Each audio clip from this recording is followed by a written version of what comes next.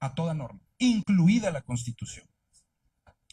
No sé si les han tocado este tema, pero a mí me gustaría que para aterrizar el punto que vamos a tocar, iniciáramos con algo muy sencillo. ¿Qué es la Constitución?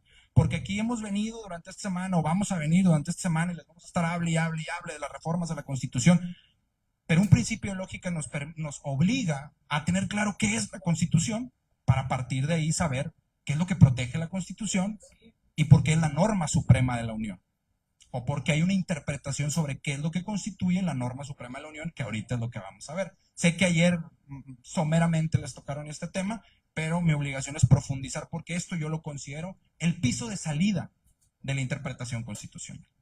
¿Qué es una constitución? Tratando de reducirlo de una manera muy simple, una constitución es un contrato. Recordemos la obra de Juan Jacobo Rousseau, El contrato social. La obra del contrato social de Rousseau, muy rápidamente, nos explica cómo se crea un Estado. Antes del Estado, ¿qué había? Un grupo de personas, un grupo de tribus anárquicas, que cada una tenía sus propias reglas. Te cambiabas de tribu, cambiaban las reglas. Te movías otra vez a una tribu, volvían a cambiar las reglas. Entonces, no había estabilidad en las reglas aplicables para la convivencia de todos. ¿Qué es lo que pasa ahí? Cada una de esas tribus va soltando un poco de su libertad y se la va cediendo a alguien o a alguienes, si es que esa expresión existe, para que esas personas dicten las reglas de cómo debemos entendernos ahora de manera común todas esas tribus. Ese acuerdo exige que muchos de nosotros entreguemos cierta parte de nuestras libertades, entreguemos cierta parte de nuestros derechos y asumamos ciertas obligaciones.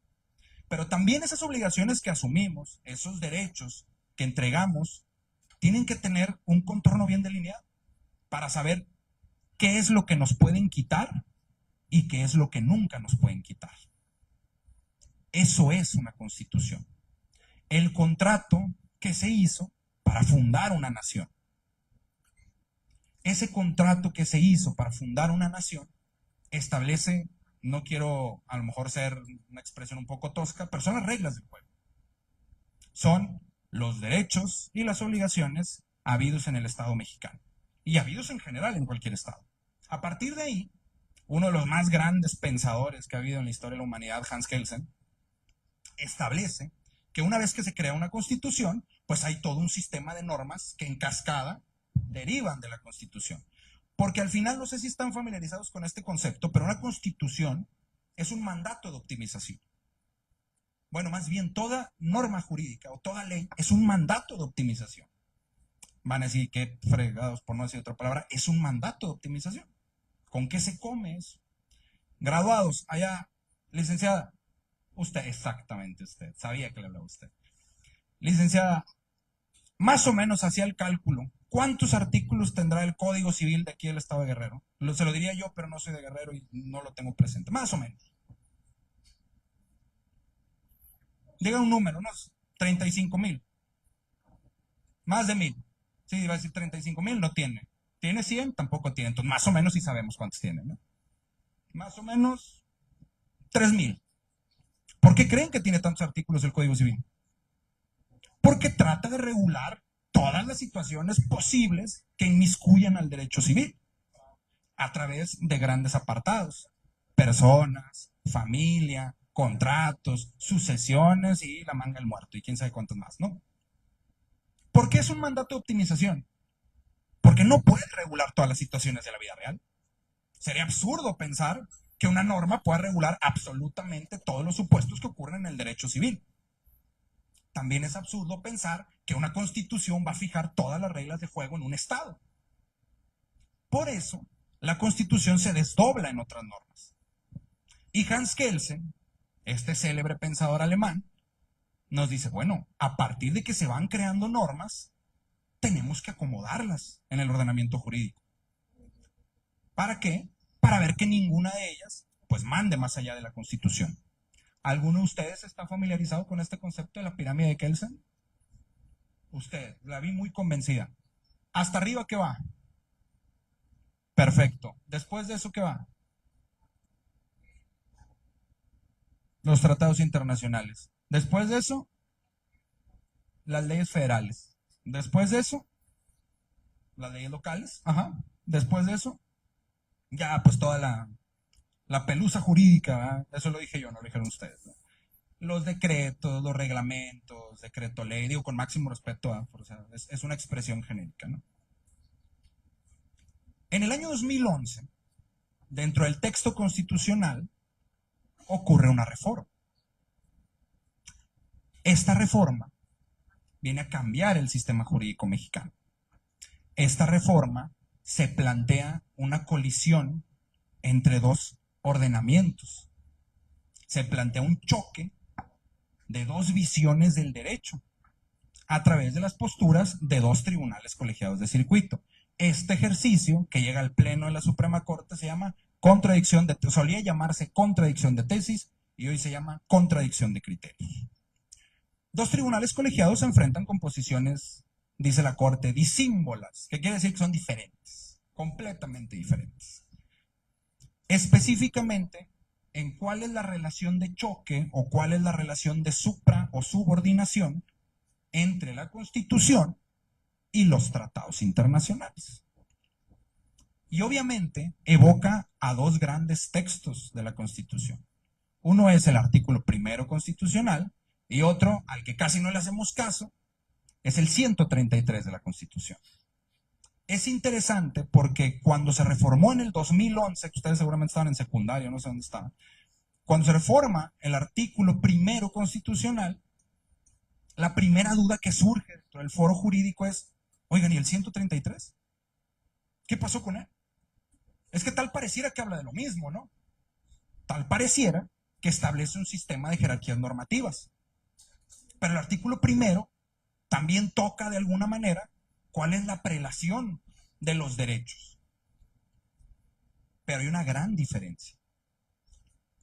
El artículo primero constitucional, tratando de explicárselos de una manera que se nos quede bien grabada, como si fuera un TikTok, como si fuera una canción de reggaetón o algo así.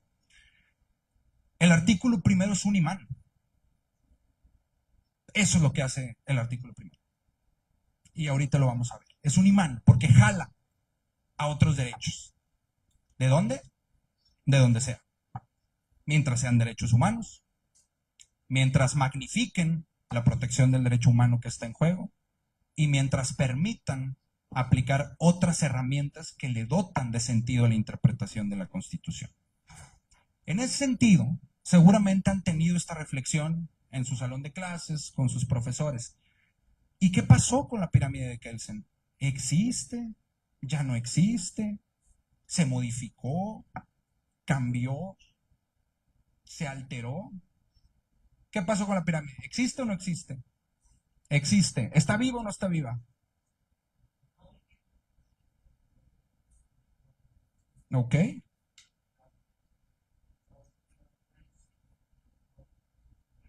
Muy bien.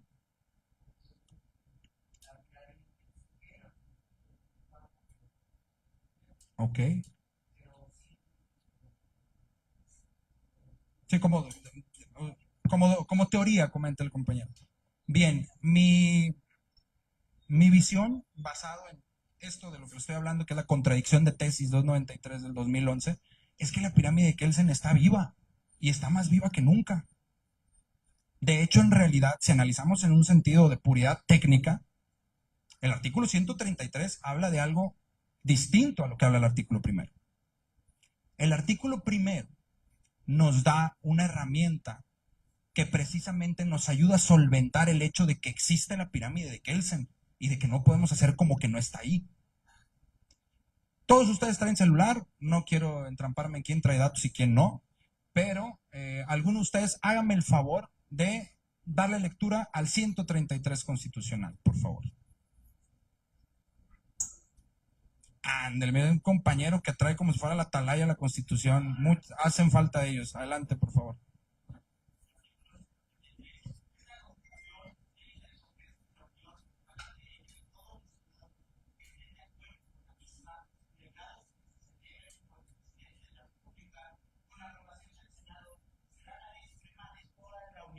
Si quieres, le volvemos a dar lectura ya que tiene el micrófono, disculpa.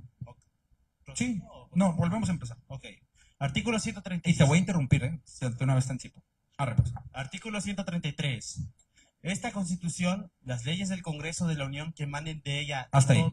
Pero sí, por eso me anticipo. Esta Constitución, veamos pirámide de Kelsen, las leyes del Congreso, pero no cualquier ley del Congreso, las que emanen de ella, las que emanen de la Constitución. Entonces, al menos, frente a las leyes federales, la Constitución está arriba. Continuamos. Y todos los tratados que estén de acuerdo con la misma... Hasta ahí. Y todos los tratados, se refiere a los tratados internacionales, por supuesto, pero no cualquier tratado. Lo dice claramente, que estén de acuerdo con la misma. Serán la ley suprema de toda la Unión. Pirámide de Kelsen, de manual. Esta Constitución, las leyes del Congreso que emanan de la Constitución y los tratados acordes con la Constitución son la ley suprema de toda la Unión. Entonces, bajo este parámetro, la pirámide kelseniana está perfectamente integrada. Pero ahora, vámonos por favor, compañero, usted mismo, artículo primero de la Constitución.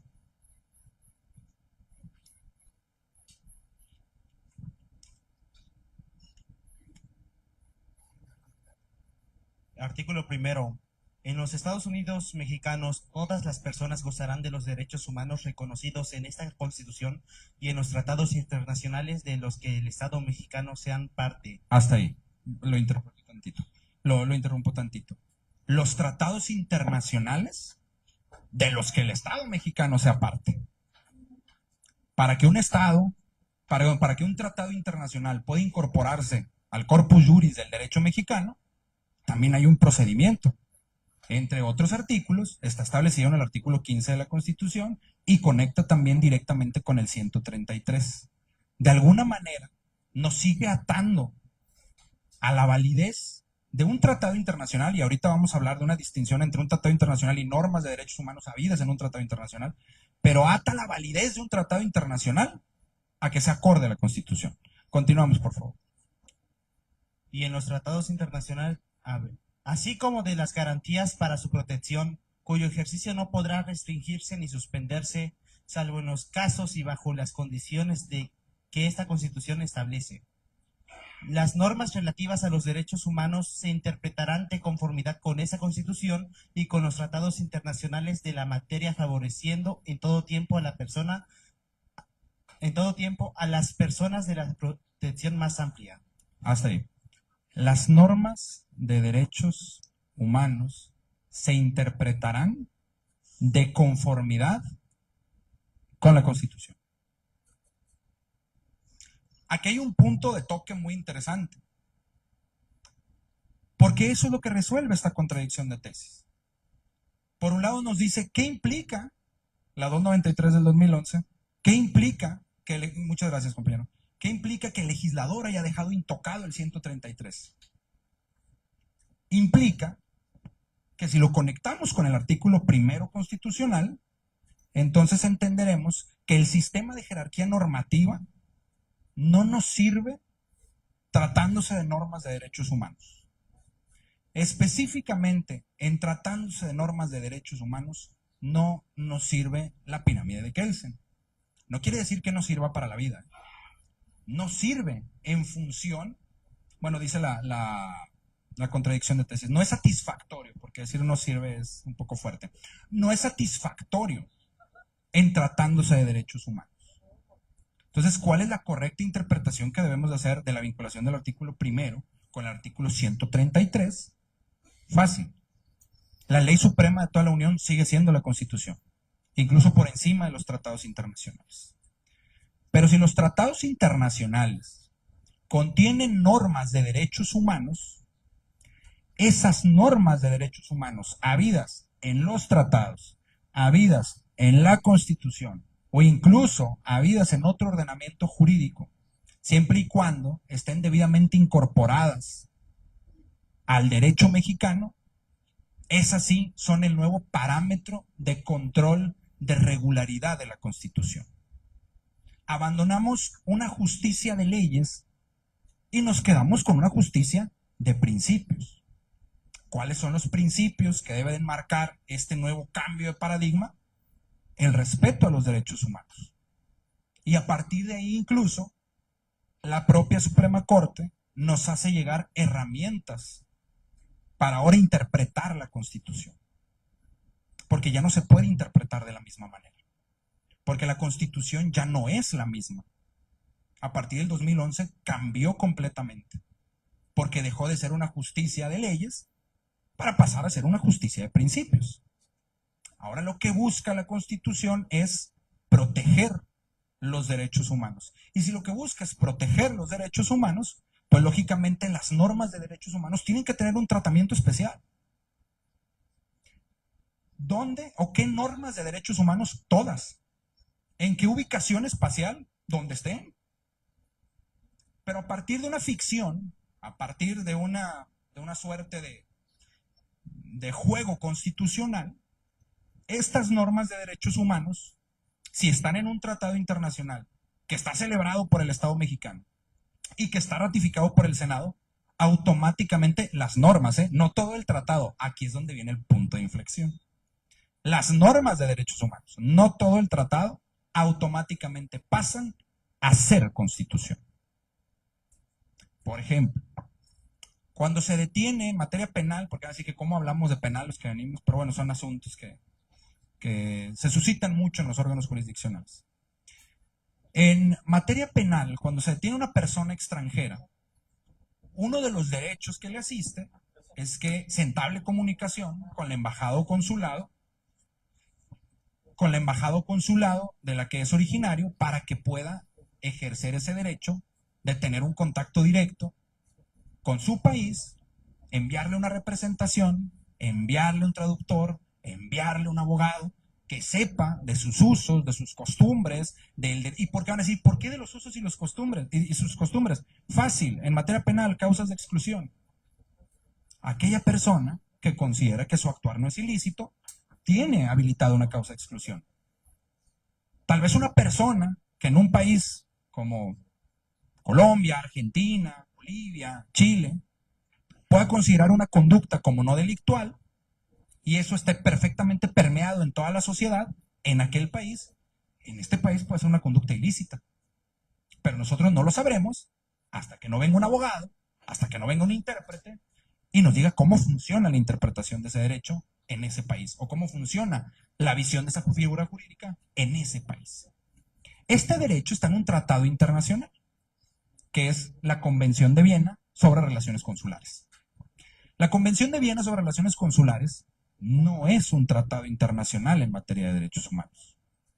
De hecho, la Convención de Viena sobre Relaciones Consulares es un prontuario sobre cómo deben interactuar los países en materia de política exterior. Claramente es algo que pertenece al ámbito del derecho administrativo.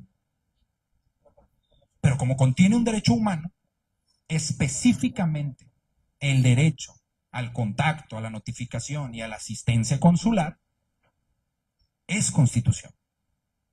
No necesita estar redactado en la Constitución para que nosotros sepamos que es constitución. ¿Por qué? ¿Cómo llegó a la Constitución? Pues por un imán, como les había dicho, el artículo primero. El artículo primero lo que hace es fungir como una herramienta que obliga a los jueces, a los operadores jurídicos, porque puede haber jueces, puede haber magistrados, puede haber otras autoridades, a realizar una interpretación a través de la cual, en función del artículo primero, expandan la búsqueda de los derechos humanos, no nada más en la Constitución, sino también en todos los demás ordenamientos internacionales que contengan la regulación de derechos humanos. A partir de ahí, la Corte Interamericana, en la sentencia Hellman contra Uruguay, hace una reflexión muy interesante. Y es muy interesante porque sé que aquí les han venido a decir ciertas expresiones como control de convencionalidad. Y sé que son expresiones que han resonado mucho entre los operadores jurídicos. Pero en esta ejecutoria, la Suprema Corte lo dice claramente. En el derecho nacional no existe tal cosa como el control de convencionalidad. ¿Por qué? Porque la Convención Americana de Derechos Humanos Es un tratado internacional celebrado por México, ratificado por el Senado. Contiene N cantidad de derechos humanos. Automáticamente es constitución. Entonces, ¿qué es lo que hacemos? Los operadores jurídicos mexicanos, un control de constitucionalidad. A través de herramientas de derecho internacional, a través de herramientas convencionales, pero finalmente lo que hacemos es control de constitucionalidad.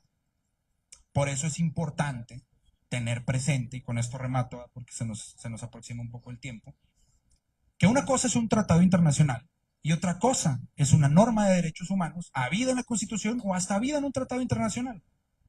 El tratado internacional siempre estará jerárquicamente abajo de la Constitución. Sí o sí, pirámide de Kelsen. Y no nada más pirámide de Kelsen, no es un concepto doctrinario. 133 de la Constitución. Pero las normas de derechos humanos, ahí eso sí es otra historia. Estén donde estén, tienen un pedestal completamente diferente. Al grado de que esta contradicción de tesis, por eso quise hablar de ella el día de hoy, establece que son las normas de derechos humanos, esta masa de normas de derechos humanos que los podemos sacar de la Constitución, que los podemos sacar de la Convención de Viena, que los podemos sacar de la Convención Americana de Derechos Humanos, que lo podemos sacar de la Convención Belén do Pará. Todas esas normas de derechos humanos constituyen una masa que ahora se le llama bloque de constitucionalidad. Notamos otra vez cómo lo que hacemos es un ejercicio de aplicar e interpretar la Constitución. No hay control de convencionalidad. Hay control de constitucionalidad a través del llamamiento a una norma internacional. Entonces, las normas de derechos humanos no tienen jerarquía kelseniana. Viven aparte y comen aparte. Es una expresión genérica, ¿verdad? Se interpretan, eso sí, de conformidad con la Constitución, porque viene el tema de las restricciones constitucionales. Esto sigue operando y sigue siendo jurisprudencia firme. Deben de aplicarse las normas de derechos humanos sí y solo sí no existe una restricción en el derecho mexicano. Si existiera una restricción en el derecho mexicano, debemos de quedarnos con esa restricción. El día de ayer les hablaron de la inconvencionalidad de la prisión preventiva oficiosa. No sé si alguno de ustedes estuvo. Hay una sentencia, son Paxle Tecpile y otros contra México, que condena al Estado mexicano pues prácticamente a desterrar el artículo 19 constitucional que regula la prisión preventiva oficiosa. No la justificada es otra historia. La oficiosa. Pero ¿cuál es el argumento de autoridad para continuar aplicando la prisión preventiva? Número uno, que tenemos una vacatio de cumplimiento. Se dio un plazo a través del cual se puede cumplir esta sentencia y ese plazo no se ha agotado. Y segunda, que estamos frente a una restricción constitucional. El constituyente no ha modificado la Constitución. Y con eso termino. Y como lo habíamos dicho, los operadores jurídicos nos debemos al texto de esta Constitución. Muchas gracias, muchachos. Fuerte el aplauso, por favor. Excelente, maestro. Si hay preguntas, por favor, iniciamos en este momento.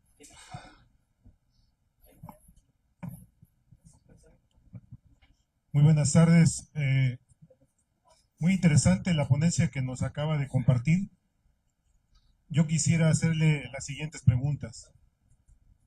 En primer lugar, ¿qué le merece o qué opinión tiene con respecto a los otorgamientos de los amparos? Me refiero concretamente a las suspensiones en cuanto a ciertas, digamos, obras que se realizó en el gobierno federal y que no hubo cumplimiento, por un lado. Y al mismo tiempo, ¿qué opinión le merece que aquellos que otorgaron, por ejemplo, suspensiones en los amparos, algunos jueces o algunos órganos jurisdiccionales que los otorgaron, hay una propuesta que sean sancionados por parte del Consejo de la Judicatura Federal? Y la última pregunta, de una vez doy mi postura. Yo en lo personal no estoy de acuerdo con la reforma judicial, pero yo lo que le quiero plantear es, ¿qué opinión tiene usted con respecto a la impugnación ante las instancias internacionales respecto de la reforma judicial? Gracias, ¿sería cuánto?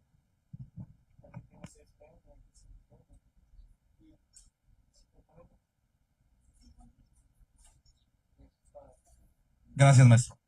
Voy a iniciar con la última pregunta. ¿Qué opinión me merece la impugnación de las en instancias internacionales de la reforma del Poder Judicial? Me parece bien. Me parece que esto nos permite entender que bajo la metodología que sea y bajo las reservas que cada uno de nosotros de manera individualizada pueda tener, esto nos permite entender que de alguna manera sigue habiendo un Estado de Derecho. O sea, el solo hecho de poder agotar las instancias nacionales, porque es un requisito ex ante para ocurrir primeramente ante Comisión Interamericana y que luego Comisión Interamericana emita un dictamen para que se vaya a la sede contenciosa a la Corte Interamericana. El solo hecho de agotar las instancias internacionales para poder plantear ante la Comisión Interamericana una serie de violaciones a la Convención Americana propiamente, pues me parece correcto, me parece que es parte de un ejercicio democrático en el cual uno o dos poderes pueden plantear determinadas circunstancias ante un árbitro imparcial metanacional. Entonces, en ese sentido, me parece que es parte del ejercicio de decir el derecho. Me parece que habrá que esperar también el pronunciamiento de la Corte Interamericana. En principio se admite o no la controversia, porque todavía están en etapa de medidas cautelares. Ya ven que el Estado mexicano solicitó medidas cautelares, no se han resuelto, y a partir de ahí, bueno, ver si entra en fase contenciosa. ¿Qué opinión me merece la reforma? Es lo que decía al principio. La reforma es constitución, finalmente. Es constitución. Los operadores jurídicos nos debemos a ella. Alguien hizo una reflexión alguna vez que yo escuchaba y que me parece interesante. Iniciaría con lo que decía de Justo Sierra.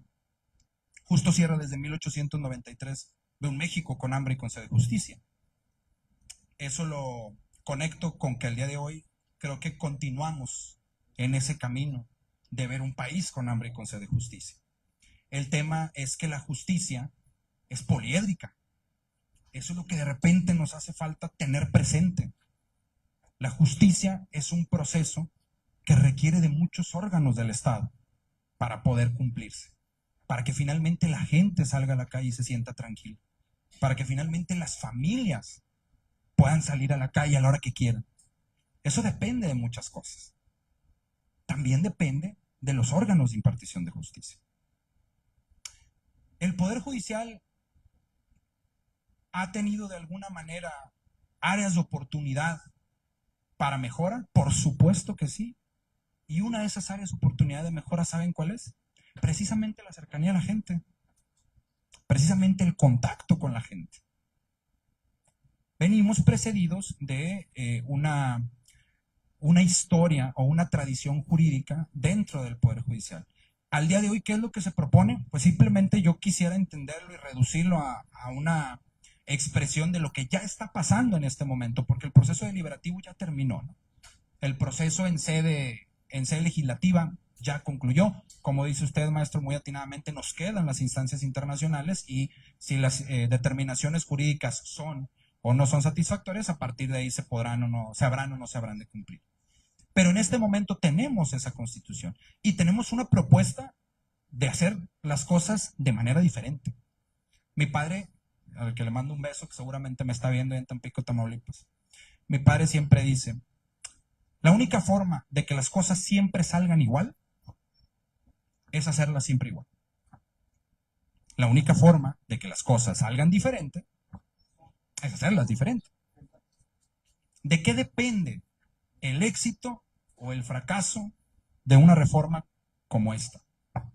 Yo creo que depende de que cada una de las personas que se decida participar y sobre todo cada una de las personas que eventualmente puedan ocupar un sitial de juez o de magistrado asuman un compromiso personal de que son pieza fundamental del éxito o del fracaso de la reforma. Cada uno de los operadores jurídicos que lleguen habrá de poner o de quitar su grano de arena. Entiendo que hay una visión de institucional, hay una visión de alguno de los de una visión conjunta de lo que hizo uno de los poderes de la Unión, o de lo que hicieron dos o los tres poderes de la Unión. Pero al final la reforma se aterriza por las personas que la van a operar. Cada persona que la va a operar tiene que asumir su responsabilidad. Si comete un acto indebido, un juzgador, un operador jurídico, dentro de 3, 4, 5 años que sea producto de la reforma, pues no podrá salir a decir, es que la reforma estuvo mal desde el principio. No, carnal, el que está mal eres tú. El que incurrió en corrupción eres tú. El que interpretó incorrectamente la ley eres tú. Eso es lo que yo podría decirles de la reforma. La reforma ya llegó, la reforma es constitución, la reforma está vigente, y aquellas personas que se decidan a ser parte de ese proceso tienen que comprometerse en un plano personal. Bien, segunda pregunta. ¿Qué opinión merece los amparos y las suspensiones no cumplidas? Pues creo que bajo un principio legal, ¿verdad? Como también lo toca de alguna manera Hans Kelsen en la teoría pura del derecho, ¿no? Que dice que todo aquel operador jurídico tiene que desproveerse de todos sus sesgos personales al momento de interpretar la norma, lo cual es complicado, que de alguna manera eso de la teoría pura del derecho es una refracción del superhombre de Nietzsche, ¿no? O sea, esta distinción entre el bien y el mal, y decir que el superhombre es aquella persona que no es, que debe de configurar para sí mismo un concepto del bien y el mal sin arrojarle componentes religiosos, ¿no? Lo cual es prácticamente imposible, ¿no? O sea, vivimos englobados en una formación religiosa. Algo así, la teoría pura del derecho es similar, ¿no? Desproveerse de la visión ética y moral individualizada para poder aplicar la visión ética y moral del Estado o la interpretación del Estado. Entonces, basado en esa teoría pura del derecho de Kelsen, ¿qué opino de los amparos y las suspensiones no cumplidas? Que hay una serie de herramientas que tienen tanto los operadores que emitieron las suspensiones como las autoridades responsables para dialogar en sede jurisdiccional y establecer los motivos del incumplimiento. Y una vez que esas determinaciones se emitan, deben cumplirse. Esto en aras de mantener y de fortalecer el Estado constitucional democrático, que yo quisiera entender, y yo así lo entiendo, esta creo yo que de fondo debe ser la verdadera finalidad de la reforma. Acercar las instituciones a la gente, pero no solo acercarlas a la gente, acercarle la calidad de esas instituciones a la gente. El Poder Judicial es la parte final del proceso de impartición de justicia. ¿Por qué digo que la parte final? Porque primeramente el legislador crea una norma, después el Ejecutivo la promulga, la publica o la veta, después vienen los poderes fácticos derivados del Ejecutivo, las autoridades policiales, las fiscalías, las autoridades de investigación, y cumplen con el contenido de la norma, con el contenido de la ley. Y derivado de eso, viene después la intervención del Poder Judicial para decir el derecho en última instancia. Entonces, trasladando esto al caso de los amparos incumplidos en razón de la reforma al Poder Judicial, es exactamente lo mismo. Deben de seguirse los procesos jurídicos correspondientes, y una vez que las determinaciones se emitan, hay que estar pendientes del cumplimiento de las mismas. Y por último, propuesta de sancionar a los jueces que emitieron estas suspensiones por parte del Consejo de la Judicatura Federal. Yo lo primero que diría es que a ciencia cierta desconozco el contenido de los pronunciamientos de las autoridades. El Consejo de la Judicatura Federal lo que podría hacer es imponer sanciones derivadas del ejercicio de la función de los órganos de los operadores jurídicos, es decir, si se extralimitaron en la interpretación de la norma, si emitieron una suspensión contraria a la solicitud de la demanda de amparo, si emitieron una suspensión contraria a la interpretación constitucional, si emitieron una suspensión contraria a la interpretación jurisprudencial, y a partir de ahí puede o no imponer sanciones. Ese es el área estricta y limitada en la cual el Consejo de la Judicatura Federal podría emitir un pronunciamiento al respecto. Y ellos, que sí van a tener a la vista todos estos componentes que acabo de decir, pues habrán de emitir la determinación que en derecho corresponda. Más allá de eso, yo a título personal, pues no cuento con la información suficiente para emitir una opinión que establezca una postura sobre si procedieron de manera correcta o incorrecta en ese caso particular. Gracias a usted. ¿Alguna otra pregunta en 30 segundos? Porque está aquí mi amigo Edgar Herrera, está esperando también para platicar con ustedes. ¿Nada más? Ah, ahí hay una. Samuel. Buenas, buenas tardes. Mi pregunta va enfocada, ¿qué opina usted sobre por qué los derechos humanos no tienen la eficacia que dicen los formalistas de derecho, considerando la reforma del 2011?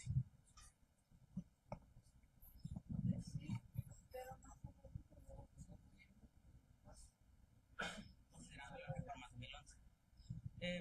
Bueno, comento esto, su criterio, porque en la realidad se plantea algo muy diferente sobre el contexto que las normas dicen. Yo al menos he estado trabajando cuestiones laborales y yo veo que las normas que regulan este acto conocen de normas muertas, conocen de derechos en la letra, pero en el acto están suspendidas.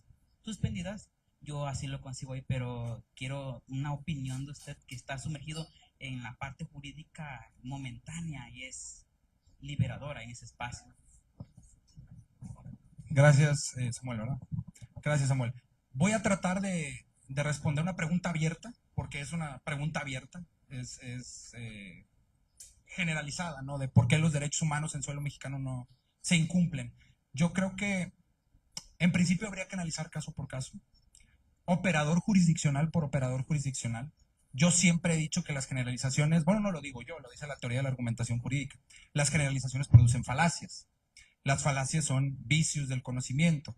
Las generalizaciones nos presentan como una regla algo que no necesariamente lo es. Con un solo caso que se resuelva diferente, ya la regla no se cumple. No estoy diciendo que no pase esto, no estoy diciendo, sino que estoy tratando de poner el cimiento sobre cómo contestar una pregunta abierta. Como lo decía Josué, el cumplimiento de las normas de derechos humanos, Samuel, discúlpame. Como lo decía hace un momento, Samuel, el cumplimiento de las normas de derechos humanos no está solo depositado en el Poder Judicial de la Federación, está depositado en todo el Estado mexicano.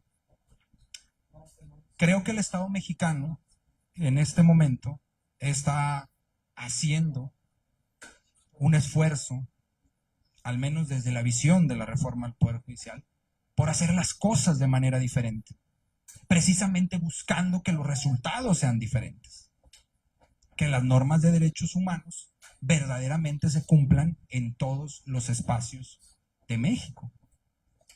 Para eso necesitamos justicia cercana a la gente y para eso necesitamos justicia que se comunique precisamente con los justiciables. Necesitamos una serie de servidores públicos en todos los niveles de gobierno y en todos los poderes que le hablen en primera persona a la gente y le digan qué es lo que está pasando. Porque al final, como dices tú, las justicias en papel son entelequias, son apariencias de perfección. Pero sí hay que salir a la calle, sí hay que platicar con la gente, sí hay que decirle, este tratado internacional lo protege. Pero ¿qué pasa cuando usted va al Oxxo a las 11 de la noche? Bueno, para empezar, va al Oxxo a las 11 de la noche. ¿Sale a pie de su casa a las 11 de la noche? ¿Por qué no sale? ¿Qué ocurre? Porque tiene miedo. Si la seguridad jurídica es un derecho humano, ¿por qué vivimos en un estado en donde usted a veces sale a la calle en determinado lugar y no siente esas condiciones de seguridad? O tal vez sí la siente y solamente es una percepción mía. Para eso hay que salir y comunicarse con la gente. Entonces, ese es el esfuerzo que se tiene que hacer. A partir de ahí, analizar caso por caso del incumplimiento de esas normas de derechos humanos, y estoy convencido de ello, aplicar las sanciones correspondientes si esas interpretaciones llevan a que las personas no vean satisfechos sus derechos. Esa es la parte que nos falta. Muchas gracias, licenciado Gerardo Gustavo Levan Lara. Con esto damos por concluido su ponencia. Le agradecemos su presencia y los conocimientos que nos ha impartido. Adelante. Repito, si esta plática fue de su interés, puedo platicarles de más cosas. Si gustan seguirme en mi cuenta de Facebook, Gerardo Gustavo Alemán Lara, así la pueden encontrar. Y pues, por ejemplo, en lo que se despide aquí el compañero, ustedes pueden en este momento entrar a sus redes sociales tan rápidamente como lo pueden ustedes hacer y darle follow. Muchas gracias, maestro. Vamos a pasar a la entrega de reconocimientos para nuestro ponente y nuestra moderadora. Le solicito al subdirector de gestión escolar, por favor, nos acompañe aquí al frente, y a la coordinadora de la maestría, la doctora Esmeralda Hernández Hernández, por favor, si se pueden poner de pie para entregarle sus reconocimientos. En primer lugar, le pediría a la doctora Esmeralda Hernández entregue el reconocimiento hacia nuestro ponente. Muy buenas tardes. Pues mucho gusto de estar aquí. Gracias por impartir estos conocimientos. Le entregamos este reconocimiento al licenciado Gerardo Gustavo Alemán Lara por su destacada participación como ponente en la conferencia Precedentes Relevantes de la Suprema Corte de Justicia de la Nación, impartida en el marco de la Semana Jurídica Dr. Javier Saldaña Almazán, dirigida a estudiantes de licenciatura, maestría y doctorado en Derecho. Su intervención contribuyó al desarrollo académico y al fortalecimiento del diálogo jurídico en nuestra comunidad universitaria. Chilpancingo de los Bravo, Guerrero, 25 de marzo de 2025. Atentamente, doctor José Antonio Soto Sotelo, director de la facultad. Un fuerte aplauso, por favor. Del mismo modo, le pido al maestro César Julián. Bueno, para empezar, muy bien, jóvenes que hayan acompañado en esta tarde. Y la verdad es un honor y un placer entregar este reconocimiento a una maestra muy destacada de nuestra institución. Es un honor, maestra. Me voy a permitir leer el reconocimiento a la doctora. La Universidad Autónoma de Guerrero, y muy concretamente nuestra Facultad de Derecho, otorga el presente reconocimiento a la doctora Juliana Solís Cárdenas por su destacada participación como moderadora en la conferencia Precedentes Relevantes de la Suprema Corte de Justicia de la Nación, impartida en el marco de la Semana Jurídica Dr. Javier Saldaña Almazán, dirigida a estudiantes de licenciatura, maestría y doctorado en Derecho. Su intervención contribuyó al desarrollo académico y al fortalecimiento del diálogo jurídico en nuestra comunidad universitaria. Chilpancingo de los Bravo, Guerrero, 25 de marzo de 2025, firma atentamente el doctor José Antonio Soto Sotelo, director de nuestra institución.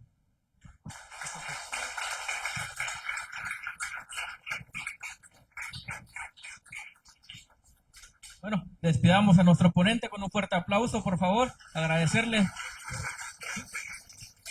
Compañeros del público, si se pueden poner de pie para tomar una fotografía especial con nuestro ponente, por favor.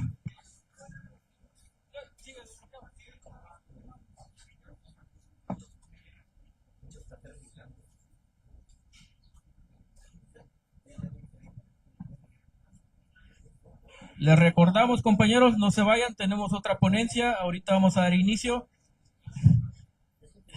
Y como lo hacemos aquí cotidianamente en la universidad, somos orgullosamente.